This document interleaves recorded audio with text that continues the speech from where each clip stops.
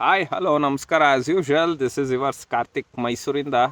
ಸ್ನೇಹಿತರೆ, ನಮ್ಮ ಇವರು ಯಾರಪ್ಪ, ಹಾಸನ್ MP ಶ್ರೇಯಸ್ ಅವರು ಪುಣ್ಯಾತ್ಮ ಚರ್ಚೆಲ್ಲೂ ಭಾಗವಹಿಸಲ್ಲ, ಏನೂ ಇಲ್ಲ.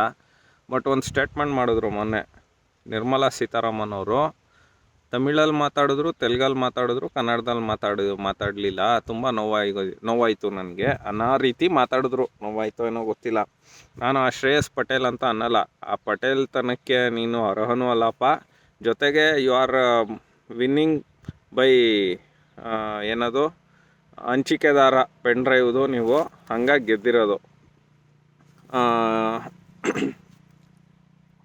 ಸೊ ನಾನು ಹೇಳೋದೇನೋ ಏನು ಗೊತ್ತೇನಪ್ಪ ಶ್ರೇಯಸ್ಸು, ನೀನು ಹಂಗೆ ಅಂತೀಯಲ್ಲ, ನಿರ್ಮಲಾ ಸೀತಾರಾಮನ್ ಮಾತಾಡಲಿ ಬಿಡಲಿ, ನಾನು ಮಾತಾಡಲಿ ಬಿಡಲಿ, ನೀನು ಮಾತಾಡಲಿ ಬಿಡಲಿ, 2000 ವರ್ಷಗಳ ಇತಿಹಾಸದಿಂದ ಕರ್ನಾಟಕ ಕನ್ನಡ ಇದೆ ಆಯಿತಾ. ನೀನು ಈಗೇನೋ ನಿರ್ಮಲಾ ಸೀತಾರಾಮನ್ ಮಾತಾಡಲಿಲ್ಲ, ಇಲ್ಲಿಂದ ಕಳಿಸಿದ್ದೀವಿ, ಮಾತಾಡಿದ್ರು ಒಂದು ಬಿಟ್ರೊಂದು, ನೀನು ಮಾತಾಡಿದ್ರು ಒಂದು ಬಿಟ್ರೊಂದು ಆಯಿತಾ.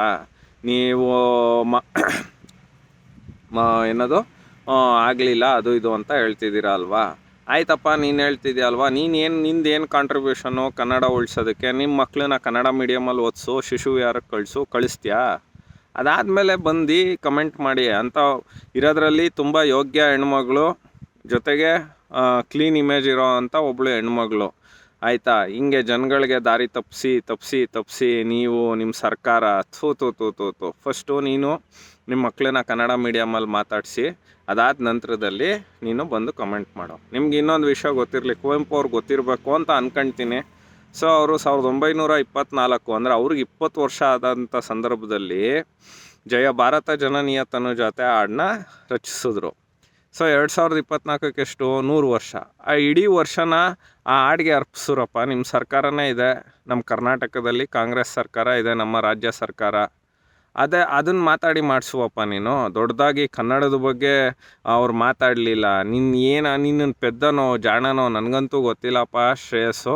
ದಯಮಾಡಿ ನಿನಗೆ ಮನವಿ ಮಾಡಿ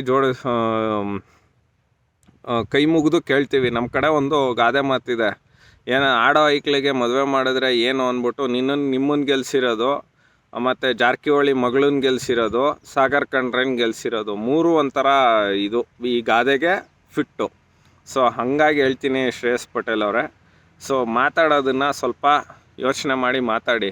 ನನಗೇನು ಪ್ರಜ್ವಲ್ ರೇವಣ್ಣನಿಂದ ನನಗೇನ, ಬಟ್ ಇದ್ದಿದ್ರಲ್ಲಿ ಆ ಮನುಷ್ಯ ಚರ್ಚೆಗಳಲ್ಲಿ ಭಾಗವಹಿಸ್ತಿದ್ದ, ಪ್ರಶ್ನೆ ಕೇಳಿದ್ದ. ನೀನು ಒಂದು ಪ್ರಶ್ನೆನಾರ ಕೇಳಿದ್ಯಪ್ಪ ಓಲಿ, ಅದು ಯಾವ್ದಾರ ಇದ್ದರೆ ಅಪ್ಲೋಡ್ ಮಾಡೋ, ನಾವು ಖುಷಿ ಪಡ್ತೀವಿ. ನಮ್ಮ ಹೆಮ್ಮೆಯ ಪುತ್ರ ಪೆನ್ ಡ್ರೈವ್ ಹಂಚಿದ ವೀರ ಅಟ್ಲೀಸ್ಟ್ ಪ್ರಶ್ನೆ ಕೇಳಿದಾರಲ್ಲ ಅಂದ್ಬಿಟ್ಟು. ಸೊ ಇದಾಗಿತ್ತು ಸ್ನೇಹಿತರೆ ಇವತ್ತಿನ ವಿಶೇಷ. ಇಂಥವರೆಲ್ಲ ದಾರಿ ತಪ್ಪಿಸ್ತಾರೆ, ದಯಮಾಡಿ ದಾರಿ ತಪ್ಪಬೇಡಿ.